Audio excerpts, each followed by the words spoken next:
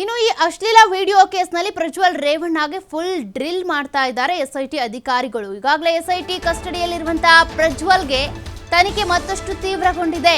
ಪ್ರಕರಣದ ತನಿಖೆಯನ್ನ ಎಸ್ಐಟಿ ಅಧಿಕಾರಿಗಳು ಚುರುಕುಗೊಳಿಸಿದ್ದಾರೆ. ಪ್ರಜ್ವಲ್ ಪುರುಷತ್ವ ಪರೀಕ್ಷೆಗೆ ಕೋರ್ಟ್ಗೆ ಎಸ್ಐಟಿ ಮನವಿಯನ್ನ ಕೂಡ ಮಾಡ್ತಾ ಇದೆ.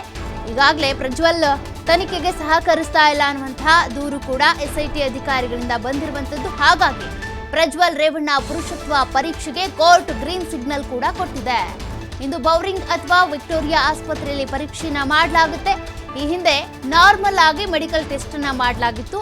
ಯಾವಾಗ ಆರೋಪಿ ತನಿಖೆಗೆ ಸಹಕಾರ ನೀಡಲ್ವೋ ಅಥವಾ ಈ ಅತ್ಯಾಚಾರ ಆರೋಪ ಅಂತ ಬಂದಂತ ಸಂದರ್ಭದಲ್ಲಿ ನಾನು ಅತ್ಯಾಚಾರ ಮಾಡಿಲ್ಲ, ನನಗೂ ಇದಕ್ಕೂ ಸಂಬಂಧ ಇಲ್ಲ ಅಂತ ಯಾವಾಗ ಆರೋಪಿ ಹೇಳ್ತಾನೋ ಆಗ ಆತನನ್ನ ಪುರುಷತ್ವ ಪರೀಕ್ಷೆಗೆ ಒಳಪಡಿಸಲಾಗುತ್ತೆ. ಹಾಗಾಗಿ ಎಸ್ಐಟಿ ಅಧಿಕಾರಿಗಳು ಕೋರ್ಟ್ ಮೊರೆ ಹೋಗಿದ್ರು ಪುರುಷತ್ವ ಪರೀಕ್ಷೆಯನ್ನು ಮಾಡಿಸಬೇಕು ಅಂತ. ಹಾಗಾಗಿ ಈಗಾಗಲೇ ಅನುಮತಿ ಕೂಡ ಸಿಕ್ಕಿದೆ. ವಿಕ್ಟೋರಿಯಾ ಅಥವಾ ಬೌರಿಂಗ್ ಆಸ್ಪತ್ರೆಯಲ್ಲಿ ಪರೀಕ್ಷೆಯನ್ನು ಮಾಡಲಾಗುತ್ತೆ. ಪರೀಕ್ಷೆಯಲ್ಲಿ ಮೂತ್ರ, ವೀರ್ಯ ಸೇರಿದಂತೆ ಕೆಲ ವೈದ್ಯಕೀಯ ಪರೀಕ್ಷೆಗಳನ್ನ ಮಾಡಲಾಗುತ್ತೆ. ಇದರ ಮೂಲಕ ಪುರುಷತ್ವ ಪರೀಕ್ಷೆಗೆ ಎಸ್ಐಟಿ ಅಧಿಕಾರಿಗಳು ಸಿದ್ಧತೆ ಮಾಡಿಕೊಂಡಿದ್ದಾರೆ. ನಾಳೆ ಆರೋಪಿ ಪ್ರಜ್ವಲ್ ರೇವಣ್ಣ ಎಸ್ಐಟಿ ಕಸ್ಟಡಿ ಅಂತ್ಯ ಆಗುತ್ತೆ. ಜೂನ್ 6ನೇ ತಾರೀಕುವರೆಗೂ ಅಂದರೆ 6 ದಿನಗಳ ಕಾಲ ಎಸ್ಐಟಿ ಅಧಿಕಾರಿಗಳಿಗೆ ವಶಕ್ಕೆ ಕೊಡಲಾಯಿತು ಆರೋಪಿ ಪ್ರಜ್ವಲನ್ನ. ಆ ಅವಧಿ ನಾಳೆ ಮುಕ್ತಾಯ ಆಗುತ್ತೆ. ಅಷ್ಟರೊಳಗೆ ಏನೆಲ್ಲ ಮಾಡಬಹುದು, ಏನೆಲ್ಲ ಮಾಹಿತಿಯನ್ನು ಕಲೆ ಹಾಕ್ಬೋದು, ಕೋರ್ಟ್ನಲ್ಲಿ ಬಂದಂಥ ಸಂದರ್ಭದಲ್ಲೂ ಕೂಡ ಎಸ್ಐಟಿ ಅಧಿಕಾರಿಗಳಿಗೆ ಪ್ರಶ್ನೆ ಮಾಡ್ತಾರೆ ನ್ಯಾಯಾಧೀಶರು. ಏನು ಮಾಹಿತಿ ಕಲೆ ಹಾಕಿದ್ರಿ, ಪ್ರಕರಣಕ್ಕೆ ಸಂಬಂಧಪಟ್ಟಂತೆ ಪ್ರಬಲ ಸಾಕ್ಷಿ ಏನಿದೆ ಅಂತ.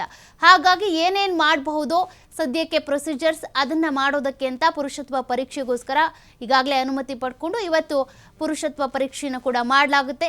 ಅಧಿಕಾರಿಗಳ ಪ್ರಶ್ನೆಗೆ ಉತ್ತರ ನೀಡ್ತಾ ಇಲ್ಲ ಪ್ರಜ್ವಲ್, ಮೊಂಡಾಟವನ್ನು ಮಾಡ್ತಾ ಇದ್ದಾರೆ. ಹಾಗಾಗಿ ಯಾವ ರೀತಿ ಡ್ರಿಲ್ ಮಾಡಬೇಕು ಅನ್ನೋದು ಕೂಡ ಎಸ್ಐಟಿ ಅಧಿಕಾರಿಗಳಿಗೆ ಗೊತ್ತಿದೆ. ಹಾಗಾಗಿ ಇವತ್ತು ಪ್ರಜ್ವಲ್ ಜೊತೆ ಸ್ಥಳ ಮಹಜರು ಮಾಡೋದಕ್ಕೆ ಕೂಡ ನಡೆಸೋದಕ್ಕೆ ನಿರ್ಧಾರವನ್ನು ಮಾಡಿದ್ದಾರೆ. ಸ್ಥಳ ಮಹಜರು ಅದೇ ರೀತಿಯಾಗಿ ಮೆಡಿಕಲ್ ಟೆಸ್ಟ್ ಕೂಡ ಇವತ್ತು ನಡೆಯುತ್ತೆ.